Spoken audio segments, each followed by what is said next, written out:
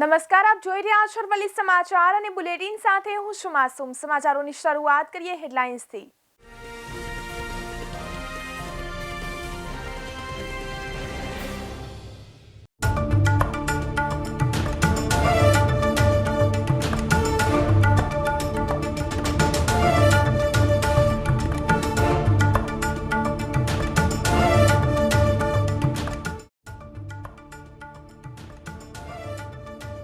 યુવા સંસદનું આયોજન। મુક્ત સંસદમાં કરપ્શન, એન્વાયરમેન્ટ, વિમેન સેફટી સહિતના પ્રશ્નો પર વિદ્યાર્થીઓ ચર્ચા કરશે। એડી એન્જિનિયરિંગમાં ભણેલા 2 વિદ્યાર્થી કોલેજના ચાપે પંઢરપુરી ચાનું સ્ટાર્ટઅપ શરૂ કર્યું। સિવિલ એન્જિનિયરે 40,000ના પગારની સરકારી નોકરી છોડી વ્યવસાય શરૂ કર્યો। ફ્લાઇટ પરત મોકલાઈ। અમદાવાદ આવતી ફ્લાઇટમાં ખામીથી દિલ્હી પરત મોકલાઈ।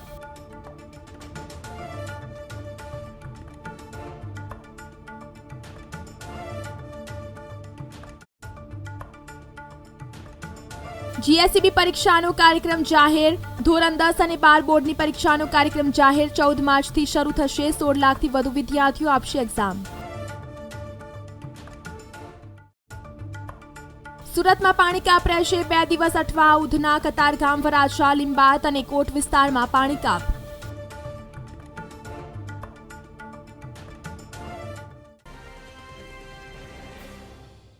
બુલેટિનની શરૂઆતમાં સમાચાર સામે આવી રહ્યા છે। અમરેલીથી રાજુલા તાલુકાના રામપરા ગામમાં સિંહો સીસીટીવીમાં કેદ થયા છે। તો લાઈવ 3 સિંહો દિવાલ ઉપર છલાંગ મારતા સીસીટીવીમાં કેદ થયા છે। તો રાજુલાના રામપરા ગામની છે આ ઘટના। તો રામપુરા ગામના બજારોમાં સિંહો આવી ચડ્યા હતા। તો ખેડૂતની તેમજ દિવાલ ઉપર સિંહો છલાંગ મારી ભાગ્યા। તો વારંવાર શિકાર માટે સિંહો આવી ચઢે છે। તો રાજુલા તાલુકાના રામપરા ગામમાં સિંહો સીસીટીવીમાં કેદ થયા છે। લાઈવ 3 સિંહો દિવાલ ઉપર છલાંગ મારતા સીસીટીવીમાં કેદ થયા છે। રાજુલાના રામપરા ગામની છે આ ઘટના। તો રાજુલાના રામપરા ગામના બજારોમાં સિંહો આવી ચઢ્યા હતા। ખેડૂતની દિવાલ ઉપર સિંહો છલાંગ મારી ભાગ્યા। તો વારંવાર શિકાર માટે સિંહો આવી ચઢે છે। ગીર સોમનાથથી સમાચાર આવી રહ્યા છે। કોડીનારુના રોડ પર દેવડી ગામ નજીક મજેવડી વાડી વિસ્તારમાંથી દીપડો પાંજરે પુરાયો છે। લાંબા સમયથી આ વિસ્તારમાં દીપડાએ ખોફ મચાવ્યો હતો। તો વન વિભાગ દ્વારા પાંજરા ગોઠવવામાં આવ્યા હતા। તો પાંજરા ગોઠવી દીપડાને કેદ કરવામાં આવ્યો છે। તો કોડીનારુના રોડ પર દેવડી ગામ નજીક મજેવડી વાડી વિસ્તારમાંથી દીપડો પાંજરે પુરાયો છે। લાંબા સમયથી આ વિસ્તારમાં દીપડાએ ખોફ ફેલાવ્યો હતો। વન વિભાગ દ્વારા પાંજરા ગોઠવવામાં આવ્યા હતા અને પાંજરા ગોઠવીને દીપડાને કેદ કરવામાં આવ્યો છે। મોડાસાથી સમાચાર આવી રહ્યા છે। મોડાસા જિલ્લા સેવા સદન એસીબીનું છટકું। પ્રાંત કચેરીના સિનિયર ક્લાર્ક લાંચ લેતા ઝડપાયા છે। તો સિનિયર ક્લાર્ક પુરાણીને એસીબીની ટીમે લાંચ લેતા ઝડપ્યા છે। તો એસીબીની કાર્યવાહીથી અધિકારી તેમજ કર્મચારીઓમાં સોંપો। તો છટકામાં ઝડપાયેલા ક્લાર્કને એસીબીની ટીમ લઈ રવાના થઈ હતી। તો મોડાસા જિલ્લા સેવા સદન એસીબીનું છટકું। પ્રાંત કચેરીના સિનિયર ક્લાર્ક લાંચ લેતા ઝડપાયા છે। સિનિયર ક્લાર્ક પુરાણીને એસીબી ટીમે લાંચ લેતા ઝડપી પાડ્યા હતા। તો એસીબીની કાર્યવાહીથી અધિકારી તેમજ કર્મચારીઓમાં સોંપો। છટકામાં ઝડપાયેલા ક્લાર્કને એસીબીની ટીમ લઈ રવાના થઈ હતી। સમાચારોમાં બીજી તરફ વાત કરીએ તો એમએસ યુનિવર્સિટીની કોમર્સ ફેકલ્ટીમાં 5 જાન્યુઆરીથી ટીવાયની એન્ડ સેમેસ્ટર પરીક્ષા લેવામાં નહીં આવે। આ અંગે અગાઉ તારીખો જાહેર કરી દેવામાં આવી હતી। જો કે તેના માટે કોઈ પ્રક્રિયા જ કરવામાં આવી નથી। કોમર્સ ફેકલ્ટીમાં સત્ર સમયસર ચાલી રહ્યું નથી, જેના કારણે વિદ્યાર્થીઓ અટવાઈ ગયા છે। કોમર્સ ફેકલ્ટીના સત્તાધીશો દ્વારા મોટા ઉપાડે પરીક્ષાઓની જાહેરાત કરી દેવામાં આવી હતી। જો કે પરીક્ષાનું શેડ્યુલ ગોઠવવામાં આવ્યું નથી, જેના કારણે હવે પરીક્ષા 15 જાન્યુઆરી બાદ લેવામાં આવશે। પરીક્ષાનો કાર્યક્રમ જાહેર કરી દેવાના પગલે વિદ્યાર્થીઓને પણ પરીક્ષાની તારીખો ક્યારે જાહેર થશે તે અંગે અસમંજસ હતી। જો કે હજુ સુધી પરીક્ષાની તારીખો જાહેર કરવામાં આવી નથી। 5 જાન્યુઆરીથી એફવાય બીકોમની મિડ સેમેસ્ટરની પરીક્ષા તથા એમકોમ પ્રીવિયસની મિડ સેમેસ્ટર પરીક્ષાઓનો પ્રારંભ થનાર છે, જેના માટે બેઠક વ્યવસ્થા ગોઠવવાની તૈયારીઓ શરૂ કરી દેવામાં આવી છે। બીજી તરફ ટીવાય બીકોમની મિડ સેમેસ્ટર પરીક્ષા જેમને નથી આપી તેમના માટે એરિયર ટેસ્ટ લેવાનું નક્કી કરવામાં આવ્યું છે। જો કે તે અંગેની કોઈ પણ જાહેરાત હજુ સુધી કરવામાં આવી નથી। બીજી તરફ વાત કરીએ તો MS યુનિવર્સિટીની આર્ટ્સ ફેકલ્ટીમાં રજૂઆત કરવા ગયેલા વિદ્યાર્થીઓને ડરાવવાનો પ્રયાસ કરાયો હતો. ફેકલ્ટી ડીને રજૂઆત કરવા આવેલા વિદ્યાર્થીઓ માટે આખી વિજિલન્સને બોલાવી દીધી હતી. વિજિલન્સ હાજર હોવા છતાં યુનિવર્સિટી સત્તાધીશોને ફોન કરીને વધારે સુરક્ષા મોકલવાની હાસ્યાસ્પદ માંગણી કરાતા વિજિલન્સ અધિકારીઓ અકળાઈ ઉઠ્યા હતા. MS યુનિવર્સિટીની આર્ટ્સ ફેકલ્ટીમાં BA સેમેસ્ટર 3ની પરીક્ષા 7 જાન્યુઆરીથી શરૂ થાય છે. જો કે હજુ સુધી 300થી વધારે વિદ્યાર્થીઓની ફી બાકી છે. કેટલાક વિદ્યાર્થીઓના પરિણામ થોડા સમય પહેલા જ આવ્યા હતા અને વિદ્યાર્થીઓને વિષય પસંદગીમાં મુશ્કેલીઓ આવતી હતી, જેના માટે વિદ્યાર્થી સંગઠન તેમજ ASUના આગેવાન ફેકલ્ટી ડીન આધ્યા સક્સેનાએ તેમજ રજૂઆત કરવા ગયા હતા. તેમજ વિદ્યાર્થી આગેવાન પ્રિન્સ રાજપૂત તથા વિદ્યાર્થીઓ ફેકલ્ટી ડીનને રજૂઆતો કરવા ગયા હતા. જો કે ડીન મુખ્ય કેમ્પસમાં તેમની ઓફિસમાં હાજર નહોતા. તે દરમિયાન ફેકલ્ટી ડીન તેમજ ડીન DN હોલ પાસે આવેલા હિસ્ટ્રી વિભાગમાં હાજર રહેવાની તેમજ હોવાની જાણ થતાં વિદ્યાર્થીઓ ત્યાંથી રજૂઆતો કરવા પહોંચી ગયા હતા. જેની જાણ ડીનને થતાં તેને યુનિવર્સિટી સત્તાધીશોને જાણ કરીને વિજિલન્સને તાત્કાલિક મોકલી આપવા માટે જણાવ્યું હતું. ઉધનામાં ખરવડનગર અને કતારગામમાં વસ્તદેવડીમાં રિપેરિંગની કામગીરી હાથ ધરાશે. તારીખ 3, 4 અને 6 ઝોનના તેમજ 15 લાખ લોકો પ્રભાવિત થશે. અઠવા, ઉધના, કતારગામ, વરાછા, લીંબાયત, કોટ વિસ્તારમાં 2 દિવસ પાણી કાપ રહેશે.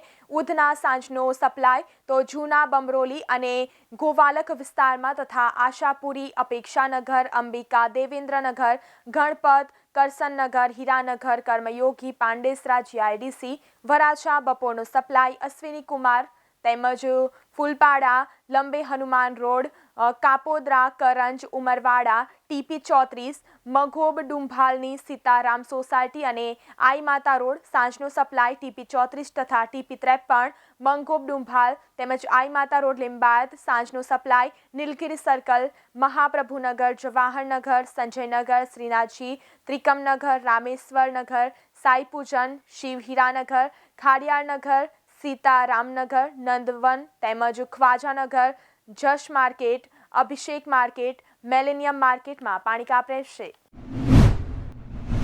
સમાચારોમાં આગળ વાત કરીએ. ગુજરાત માધ્યમિક અને ઉચ્ચતર માધ્યમિક શિક્ષણ બોર્ડ દ્વારા માર્ચ મહિનામાં ધોરણ 10 અને 12ની બોર્ડની પરીક્ષા યોજાવાની છે.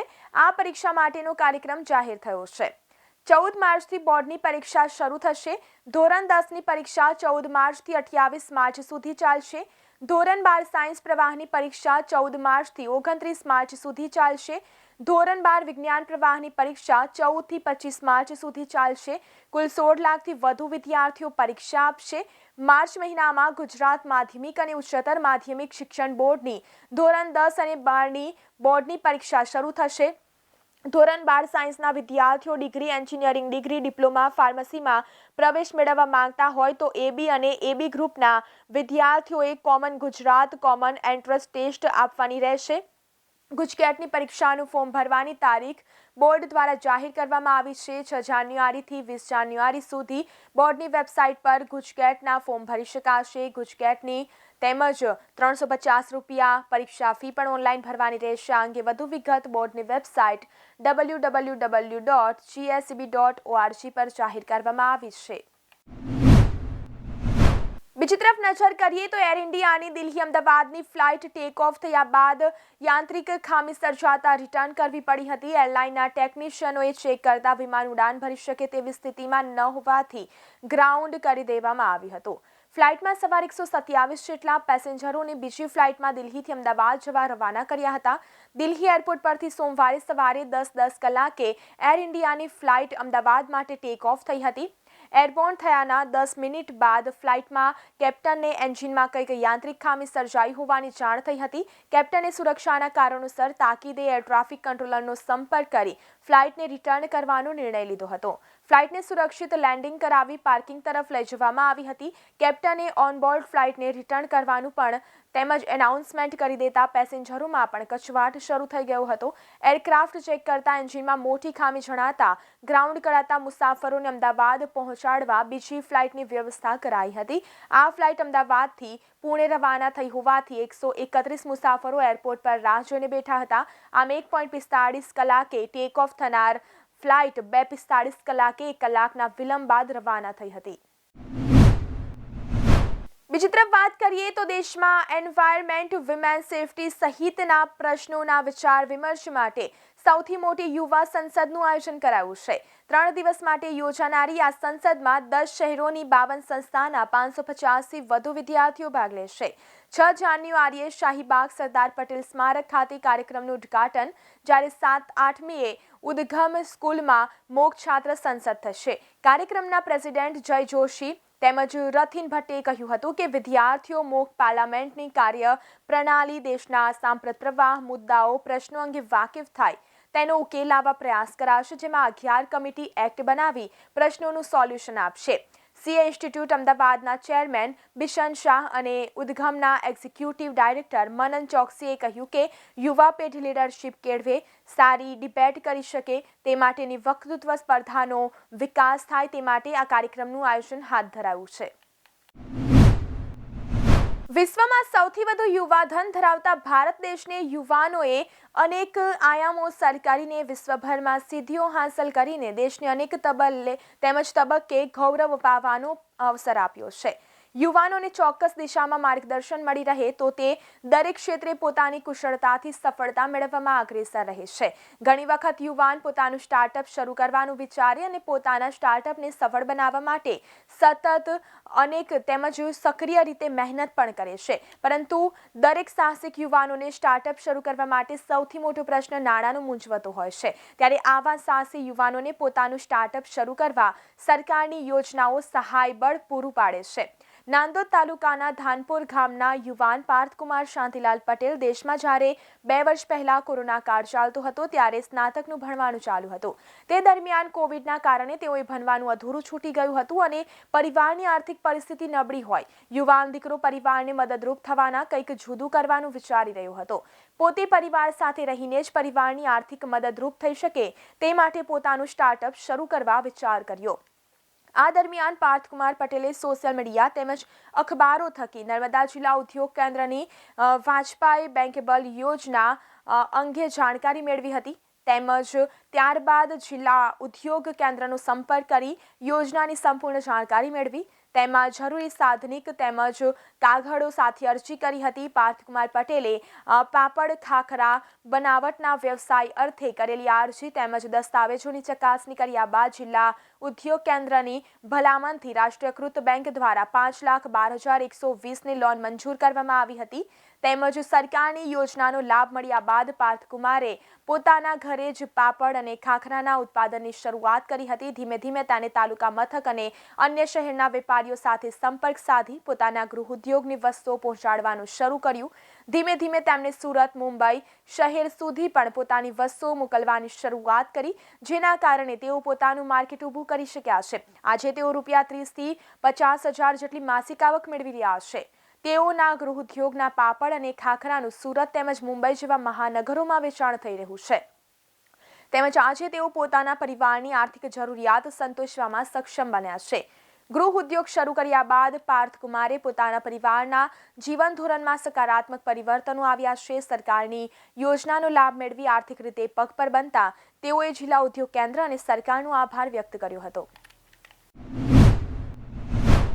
સાબરકાંઠા જિલ્લાના ઈડર તાલુકાના નવા રેવાસના પ્રગતિશીલ ખેડૂત મુકેશભાઈ દેવજીભાઈ પટેલ પ્રાકૃતિક ખેતી થકી 4 એકરમાંથી વાર્ષિક 6.55 લાખ જેવો નફો કમાતા થયા છે. મુકેશભાઈ જણાવે છે કે પ્રાકૃતિક ખેતીની શરૂઆત માટે તેમને 2016ના ઓગસ્ટ મહિનામાં ગાંધીનગર જિલ્લાના પેથાપુરમાં સુભાષ પાલેકરજી દ્વારા આયોજિત 5 દિવસીય પ્રાકૃતિક ખેતીની તાલીમ શિબિરમાં ભાગ લીધો હતો. આત્મા યોજના અંતર્ગત પ્રાકૃતિક ખેતીનું નવું માર્ગદર્શન મેળવી અને ગાય આધારિત પ્રાકૃતિક ખેતીનો સંકલ્પ લીધો હતો. રાસાયણિક ખેતીમાં જમીનમાં રહેલ સૂક્ષ્મજીવો, અળસિયા અને ઓર્ગેનિક કાર્બન ઓછો થાય છે, જેના કારણે જમીન કઠણ અને પાણી શોષવાની ક્ષમતા ઘટી ગઈ છે. તેમજ ખાતરો અને દવાઓનો ખર્ચ વધુ, ખેતીમાં રોગ પણ વધુ આવે છે. રાસાયણિક ખેતીમાં તેઓ કપાસ, ઘઉં, મગફળી, બટાટા જેવા પાકો કરતા હતા. પ્રાકૃતિક ખેતીની શરૂઆત કરી છે ત્યારથી ખર્ચ ઓછો થયો છે, ઉત્પાદન અને નફો વધુ થયો છે, ખેત પેદાશોના ભાવ ઊંચા મળવા લાગ્યા છે અને સૌથી મોટું મહત્વનું છે કે પાણીની ઓછી થવા લાગી છે. તેમજ તેઓ જણાવે છે કે પ્રાકૃતિક ખેતીમાં અળસિયા જમીનમાં વધવાને કારણે જમીન પોચી બને છે અને પાણી સંગ્રહની ક્ષમતા વધે છે। તેઓ 100% ડ્રીપ ઇરિગેશનથી જ ખેતી કરે છે। છોડને ભેજની જરૂર હોય છે, પાણીની નહીં, જેથી પાણીનો બચાવ થાય છે। મુકેશભાઈ વધુમાં જણાવે છે કે તેઓ હાલમાં તેમની ખેતીની જમીનમાં મિશ્ર પાકો જેવા કે હળદર, આદુ, તુવેર, મરચાં, કપાસ તેમજ એક સાથે કરે છે।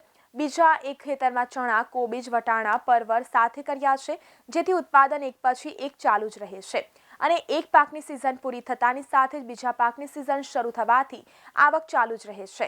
તેમજ દ્વિદળ વનસ્પતિના કારણે પાકને જરૂરી નાઇટ્રોજન મળે છે, જેથી બહારથી આર્ટિફિશિયલ નાઇટ્રોજન આપવાની જરૂરિયાત રહેતી નથી। વધુમાં તેમણે જણાવ્યું કે તેમની પાસે કુલ 10 દેશી ગાય છે। ગાયના ગૌમૂત્ર તેમજ ગોબરમાંથી જીવામૃત તેમજ ઘન જીવામૃત, બીજામૃત, બ્રહ્માસ્ત્ર તેમજ નિમાસ્ત્ર તેમજ અગ્નિસ્ત્ર તેમજ 10 પરની અર્ક અને ફૂગનાશક માટે દેશી ગાયની છાશનો ઉપયોગ કરે છે। ખેતરમાં રહેલા નિંદામણ કે કચરાને આચ્છાદન તરીકે ઉપયોગ કરે છે, જેથી જમીન પોચી અને જમીનમાં અળસિયાનું પ્રમાણ વધ્યું છે। જમીનની ભેજ સંગ્રહ શક્તિ વધી, જમીનમાં ઓર્ગેનિક કાર્બન વધ્યો છે, પાણીની જરૂરિયાત ઓછી થઈ છે। પ્રાકૃતિક ખેતી દ્વારા થતી ખેત પેદાશોનું મૂલ્યવર્ધન કરી જાતે જ માર્કેટિંગ કરીને વેચાણ કરે છે, જેમાં ઘઉં, ચણા, બટાકા, મગફળી, હળદર વગેરે પાકોનું તેઓ વાવેતર કરી ઉત્પાદન મેળવે છે। મુકેશભાઈએ પાછલા વર્ષે 1.5 વીઘા જમીનમાંથી 3.15 લાખના પરવળનું વેચાણ કર્યું હતું, સાથે 85,000ની કોબીજ, 70,000ના બટાકા તેમજ મગફળીમાંથી તેમનું મૂલ્યવર્ધન કર્યું હતું। હળદરનું મૂલ્યવર્ધન કરી 300 રૂપિયા કિલોના ભાવે વેચાણ કરે છે। આગળ તેમણે જણાવ્યું કે જ્યારે તેઓ કેમિકલ આધારિત ખેતી કરતા હતા ત્યારે તેમની આવક 5 લાખ થતી, જેમાં ખર્ચ 1.80 લાખ અને નફો 3.20 લાખ જેવો મળતો, જ્યારે પ્રાકૃતિક ખેતીમાં જેવો ખર્ચ માત્ર મજૂરીનો થાય છે, બીજા કોઈ પણ ખાતરો કે દવાનો બહારથી લાવવાના હોતા નથી, તેથી તેમની આવકમાં વધારો થયો છે। તેમને 7.50 લાખની આવક થઈ છે, જેની સામે મજૂરી અને ખેડામણ માટે 95,000 જેવો ખર્ચ થયો છે, જેથી નફાનું પ્રમાણ વધી 6.55 લાખ થયું હતું। 14 વર્ષથી આ પ્રાકૃતિક સુભાષ પાલેકર પ્રાકૃતિક ખેતી કરું છું। એમાં મિશ્ર પાક હળદર, કપાસ, મરચાં, તુવર, પછી શાકભાજીમાં કોબી, પરવરની ખેતી કરું છું। ચણા, ઘઉં, મિશ્ર પાક તેનાથી મને ઘણા ફાયદા થાય છે। ખેતીથી ઘણા ફાયદા છે। ખેતીમાં પાણીની બચત થાય છે। પ્રાકૃતિક બીજ તૈયાર કરવાથી જીવાતનો પણ ઉપદ્રવ ઘણો ઘટી જાય છે। ગોધરાના નગરપાલિકા કચેરી ખાતે છેલ્લા 6 દિવસથી પ્રતિક ઉપવાસ ઉપર બેઠેલા નિવૃત્ત પેન્શનરો દ્વારા એક નવતર પ્રયોગ હાથ ધરવામાં આવ્યો હતો, જેમાં જાહેર રોડ ઉપર આવતા જતા રાહદારીઓ અને વાહન ચાલકો પાસે ભિક્ષા માંગી નગરપાલિકાને ફંડ એકઠું કરી આપવાનું આયોજન કરવામાં આવ્યું હતું। ગોધરા નગરપાલિકા દ્વારા છેલ્લા 4 મહિનાઓથી નિવૃત્ત પેન્શનરોને પેન્શન ન આપવાના કારણે પેન્શનરોની હાલત કથળાઈ ગઈ છે। વારંવાર નગરપાલિકા પ્રમુખ સહિત ચીફ ઓફિસરને રજૂઆત કરવા છતાં પણ નગરપાલિકાના કાન ઉઘડતા નથી। તે માટે ગોધરા નગરપાલિકાના નિવૃત્ત પેન્શનરો જાહેર માર્ગ ઉપર આવતા જતા રાહદારીઓ અને વાહન ચાલકોને ભીખ આપો સાહેબ, અમારે ભીખ નગરપાલિકા કચેરીને આપવાની છે, જેથી અમારું પેન્શન વહેલી તકે કરે, કેમ કે નગરપાલિકાની તિજોરીઓમાં પૈસા ખાલી થઈ ગયા છે। તે માટે આ ભીખ માંગી તેમને ફંડ આપવા માટે અમે જાહેરમાં ભીખ માંગી રહ્યા છીએ। તો ગોધરા નગરપાલિકા તંત્ર દ્વારા છેલ્લા 4 માસથી પેન્શન ન આપવાના કારણે 6ઠ્ઠા દિવસે જાહેર માર્ગ ઉપર વાટકાઓ લઈ જાહેરમાં ભીખ માંગવામાં આવી હતી। ગોધરા નગરપાલિકાના અમે પેન્શનર છીએ। છેલ્લા 4 માસથી અમારું પેન્શન કરેલ નથી। એના અનુસંધાનમાં આવેદનપત્ર આપતા નગરપાલિકાએ અમને લેખિતમાં જવાબ આપેલ છે કે આર્થિક પરિસ્થિતિ બરાબર નથી, તેથી અમે તમારું પેન્શન ચૂકવી શકતા નથી। એના અનુસંધાનમાં અમે આજે ગોધરા શહેરીજનો પાસેથી ભીખ માગી અને પૈસા ભેગા કરવાનું અમારું આયોજન છે। એ પૈસા ભેગા થાય એ પૈસા અમે નગરપાલિકાને આર્થિક પરિસ્થિતિ સુધરે એના માટે અમે આપી દઈશું। અમારું 4 પેન્શન ચડ્યા છે અને પેન્શન તંત્રની કોઈ ઊંઘ ઉડતી નથી અને પેન્શન અમારું ચૂકવતા નથી। એક પેન્શન આપવાનું કહે છે પણ 15 દિવસ પછી આપવાનું કહે છે, તે પણ લેખિતમાં કોઈ જવાબ બાહેધરી નથી હાલતા। એટલે અમે અનશન પર ઉતરેલા છે અને અત્યારે આજે ભીખ માંગવાનો પ્રોગ્રામ કરેલો છે।